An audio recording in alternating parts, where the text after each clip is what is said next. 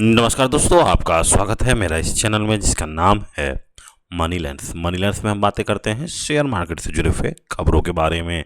तो चलिए शुरू करते हैं। तो आज की इस वीडियो में हम देखेंगे 3 ऐसे स्टॉक्स के नाम देखेंगे जो जहां पे आप देख रहे होंगे कि प्रमोटर्स का बाइंग काफ़ी ज़्यादा एग्रेसिव है। प्रमोटर्स लगातार उसको बाइंग कर रहे हैं। तो हम इसलिए ऐसा स्टॉक्स लाते हैं क्योंकि प्रमोटर्स बाइंग हमेशा एक पॉजिटिव इंडिकेशन देता है कंपनी के बारे में कि कहीं ना कहीं देखिए किसी भी कंपनी का सबसे जो अंदर की खबर होती है वो पहले प्रमोटर्स के पास ही होती है। और कहीं ना कहीं अगर प्रमोटर्स बाइंग हो रहा है तो ये दिखाता है कि आने वाले समय में इस कंपनी में कुछ अच्छा होने वाला है। इतना तो गारंटी के साथ कह सकते हैं कि प्रमोटर्स अगर बाइंग कर रहा है तो उसका ये मतलब। तो ऐसे 3 स्टॉक्स के बारे में थोड़ी सी चर्चा करेंगे। इस वीडियो को लास्ट तक जरूर देखें और इसमें जो है यही 3 स्टॉक्स के बारे में चर्चा होगी। लेकिन उससे पहले बता दें कि आज का जो मार्केट था वो तो पिछले 2-3 दिन से देख ही रहे होंगे कि लगातार लोअर सर्किट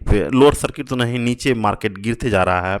और क्योंकि एफआई ने बहुत बड़ा पोजीशन जो है पुट का बना रखा है और इंडिया का मार्केट जो है समझिए कि हमारे जो डीआईआई के जो पैसे आ रहे हैं या जो लोकल इन्वेस्टर हैं उसके जो पैसे आ रहे हैं उसी के कारण जो है हमारा मार्केट रुका हुआ है और थमा हुआ है, जो कि अभी फ़िलहाल आप देख रहे होंगे कि 23,640 के आसपास अभी मंडरा रहा है। लेकिन एफआई बहुत बड़ा पोजीशन समझिए एक तरह से पुट का बनाया हुआ है और वो सोच रहे हैं कि मार्केट यहाँ से जाएगा। और जब तक देखते हैं कि इंडिया की जो डोमेस्टिक सप्लाई है मनी का वो कब तक इस मार्केट को रोक के रखती है। इसी रोकने वोकने के चक्कर में आज देखिए कि आप एक तरफ से ऑटो सेक्टर की सारी कंपनियां जो है वो एक तरफ से धराशायी हो गई। जैसे आप टीवीएस मोटर्स को देखिए, महिंद्रा महिंद्रा को देखिए, आइसर मोटर्स को देखिए, मारुति सुजुकी को देखिए। तो एक्चुअली में जितने भी ऑटो कंपनी है वो सब जो है लगातार नीचे की तरफ आ रही है। इसका मेन वजह जो है ये है कि अब लोग मतलब इन्वेस्टर सोच रहे हैं कि जिस तरह से एनर्जी क्राइसिस की तरफ बढ़ेगा तो लोग पेट्रोल और डीजल के लिए क्राइसिस करेंगे और जो पेट्रोल आधारित गाड़ियां हैं, डीजल आधारित गाड़ियां हैं, उसका बिक्री पे इसका असर पड़ेगा। इसी कारण आप देखिए कि निफ्टी 50 के बहुत बड़े बड़े दिग्गज स्टॉक्स टीवीएस मोटर हो गए, महिंद्रा महिंद्रा हो गया, आइसर मोटर्स हो गए। अगर आप स्मॉल कैप में भी देखिए मारुति सुजुकी हो गए, तो ये सब जो है लगातार नीचे की तरफ खसकते जा रहा है। तो इस चीज़ से तो आप समझ ही गए होंगे कि धीरे धीरे एनर्जी क्राइसिस जो है काफ़ी ज़्यादा मार्केट को इम्पैक्ट कर रहा है।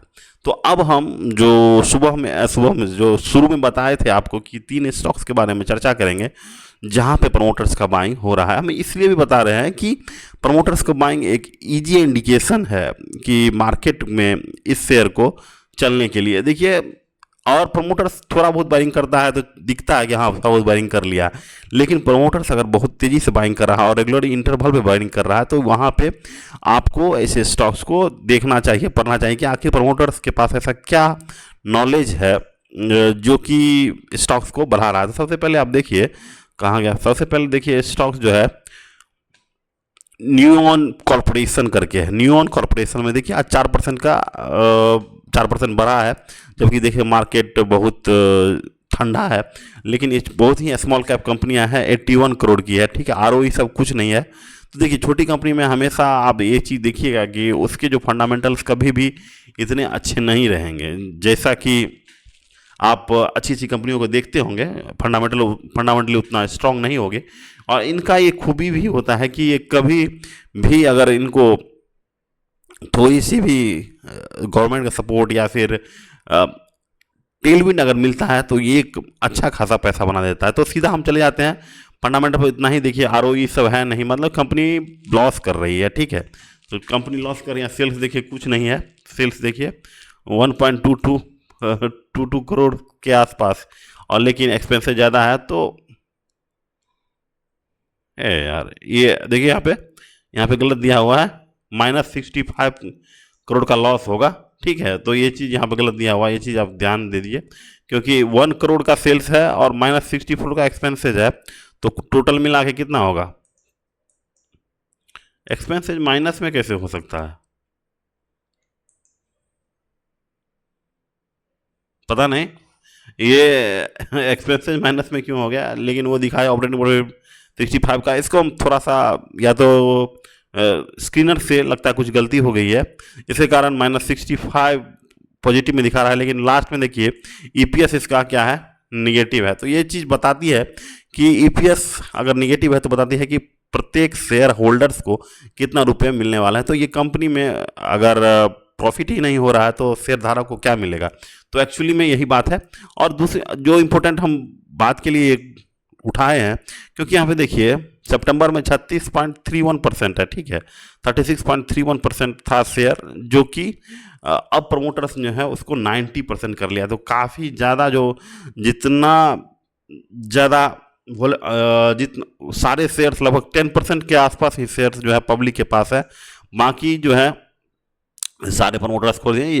ये देखिए बल्क डील में देखिए एनएमसी इंटरनेशनल प्राइवेट लिमिटेड जो है सेल्स 12 किया है, और खरीदा है कौन, Sharde natural organic wonder private limited. तो ये चीज़ ये खरीदा है, ठीक है। तो अब लगभग 10% ही है मार्केट में। तो अब मार्केट से लगभग सारे शेयर्स जो है खींच लिया गया है। अब यहाँ पे अगर इसको देखा जाएगा तो यहाँ से ये लगता है कि ऊपर जाने की ही संभावना होगी। अगर हम इसको देखा जाए NEUEON,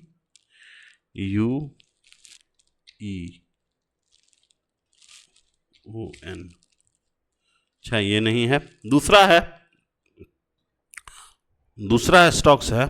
यहाँ पे देखिए सुदर्शन कूलेंट इंडिया लिमिटेड, ये भी एक जो है कूलेंट बनाने की कंपनियां हैं, स्पेशलिटी केमिकल की कंपनियां हैं। और ये भी आप यहाँ पे देखिए इसके प्रमोटर्स जो हैं लगातार इसमें भी खरीदारी कर रहे हैं, और लगभग 54% पहले था, जिससे कि बढ़ते हुए 70% पे हो गया है। तो एक इंडिकेशन आपको ये लगता है। तो देखिए किसी भी स्टॉक्स को आप पढ़िएगा नहीं तब तक उसमें आप निवेश करना अच्छा नहीं लगता है, ठीक है। जब एक बार उसको पूरे शेयर को पढ़िए, और जहां डाउट होता है वो नीचे हमारे कमेंट कीजिए, या फिर हम एक स्पेशली वीडियो बनाएंगे। ये सब मेरे प्रीलिम्स मत समझिए, प्रीलिम्स प्राइमरी पढ़ाई है। इसको और ज़्यादा पढ़ने के लिए इसके कॉन कॉल्स और इनके पीपीटी को और इनके जो वेबसाइट है उनको पूरा खंगालिएगा, तब जाके आपको एक्चुअल में पूरा एक आइडिया मिलेगा, ठीक है, कि ये कंपनी आगे भविष्य में क्या करेगी। लेकिन ये प्रीलिम्स में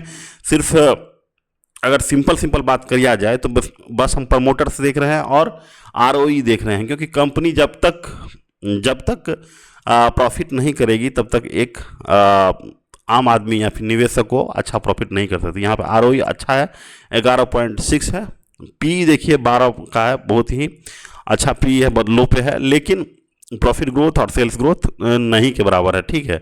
तो यहाँ पे देखिए और एक तरफ से देखिए इसके जो शेयर्स हैं लगातार नीचे की तरफ गिर रहे हैं। ये चीज़ भी आपको देखना होगा, क्योंकि 600 से लगभग 50% का ड्रॉडाउन हो चुका है इसके शेयर्स में, ये भी देखना होगा, ठीक है।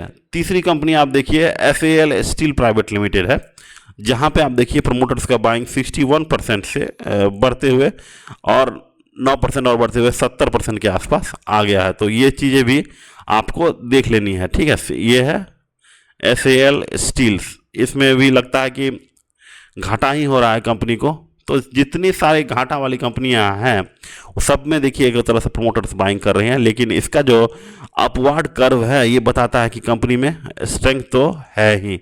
लेकिन अभी क्या करता है ये incorporation in SAIL limited manufacturing iron ferro steel and power. तो सबसे बड़ी बात है कि आयरन स्टील्स की जितनी अभी फिलहाल जी कंपनियां हैं वो अच्छा करेगी, क्योंकि स्टील का प्राइस बढ़ रहा है,